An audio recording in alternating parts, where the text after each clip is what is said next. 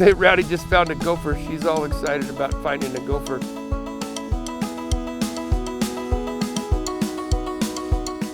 It's pruning time, February, end of February.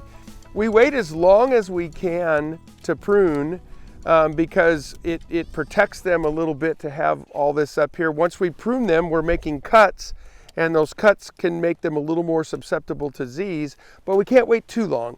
So right now, bud break we call it bud break when we start to push new shoots, is on StillWaters, typically on April 1st. You'll see here this is what this looks like from last year.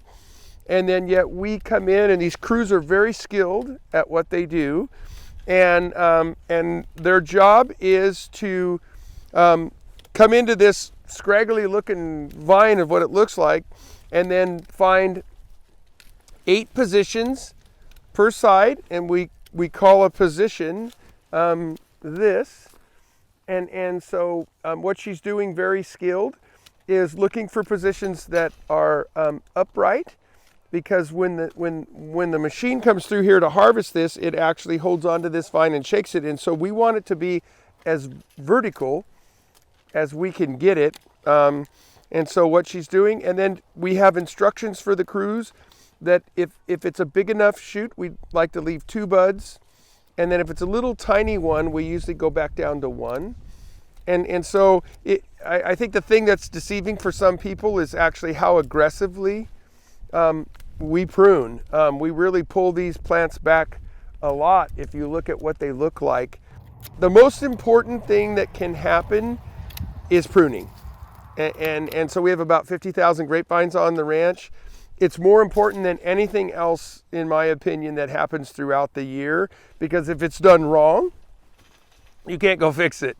Are we wanting you to make a $70 bottle of wine, or are we wanting you to make a $16 bottle of wine? Because we're programming it on how much fruit it's going to try to support.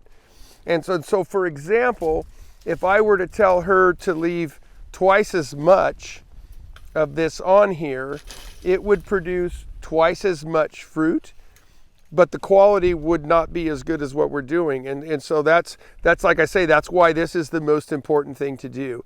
And in some cases, different vineyards, if you're larger, you'll leave more on as an insurance policy and then go back through and drop that fruit. That's called dropping fruit. But I've learned over the years, and I've been doing it a long time, and I don't want to waste the resources of this grapevine growing extra stuff and then saying, oh God, it's too much, let's take it off. So StillWaters takes the risk to try to grow a $70 bottle of wine right out the chute. And the downside is, if we get a morning like today in April, then this plant will freeze, and that will be an expensive decision. But you have to make decisions in farming all the time.